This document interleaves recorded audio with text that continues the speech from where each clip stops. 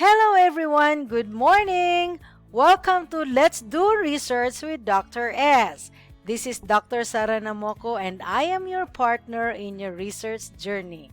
In this video, we shall be learning about writing literature review, and this is part 1 of the 2 series. So watch out for my next video, okay? Now, what is literature review? According to Key and his colleagues in 2010, a literature review is a survey of scholarly sources, remember, scholarly sources that provides an overview of a particular topic. It generally follows a discussion of the paper's thesis statement or the study's goal or purpose. Now, why is literature review important? Of all the parts in your thesis or dissertation, your chapter 2, where your literature review is located, serves to establish your authority in your research.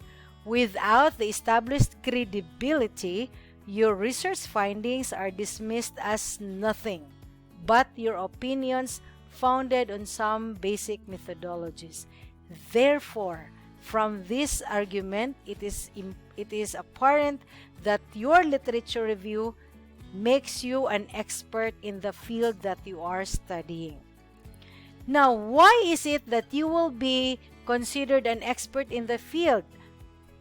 Because in literature review, you get to organize, evaluate, identify patterns and trends in literature, and also synthesize the literature.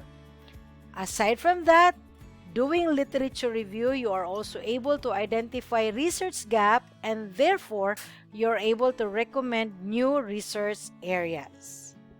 Now, take note that when you review the literatures and when you write the literature review, you should bear in mind who are the readers of your thesis or dissertations or research articles. Your audience are the experts in the specific areas that you are studying.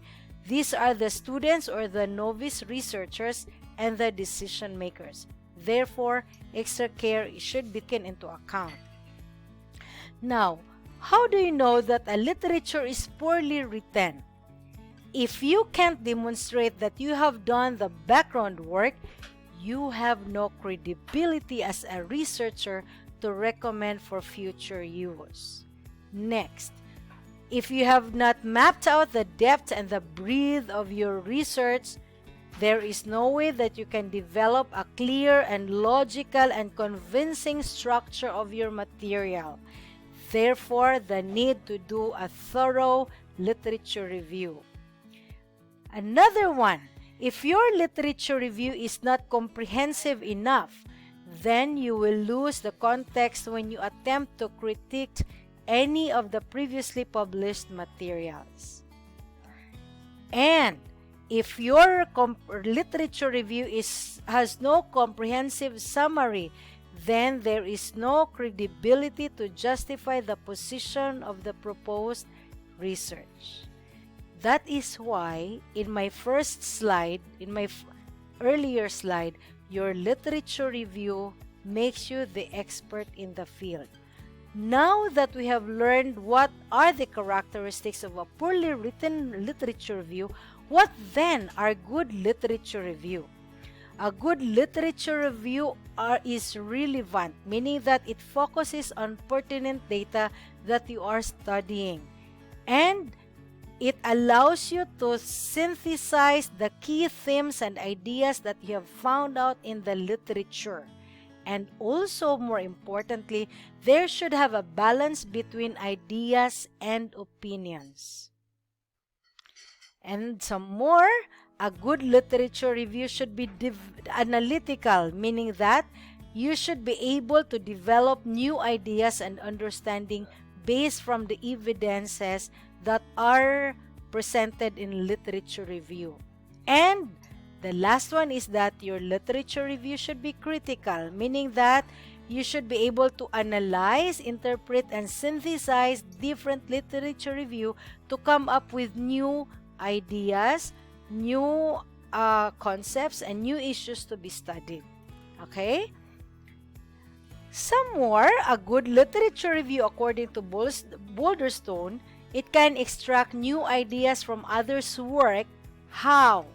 By synthesizing and summarizing previous sources. And you should also be able to develop new theories based on the evidences that have been discussed in your literature review, and you should be able to provide new directions for future use as your suggestions or recommendations to future researchers. A literature review also can facilitate the use of best available evidence that can be used for daily practice. Another characteristic of a good written literature review is that it should be able to provide a concise examination and discussion of evidence in a particular area. For example, here, this literature review has a topic sentence. The topic sentence says that several studies had been conducted to examine the actual use of technology in teaching among educators in the Philippines. Now, these topic sentences are supported with synthesized lines. And these synthesized lines are supported with the cited references. Okay? So, what are the supporting lines? The supporting lines are, these are those who use technology efficiently into their teaching activities, while other educators are implementing technology but their competency towards use of technology is low due to some factors. And this claim is also supported with references. And another line to support your topic sentence are supported with references. Now, this should be the nature of your literature review. Another one, literature review should provide readers with a clear understanding of the subject, the key authors, and where to look to if they want to find out more. For example, here in this borrowed lines in a literature review, we take, for example, Olia. If you do proper citation in your literature review, other researchers, through your citations, through your in-text citations, will be able to find in the references the works of Olia, and therefore they can find additional resources because you have done it carefully, you have done it correctly in your literature review.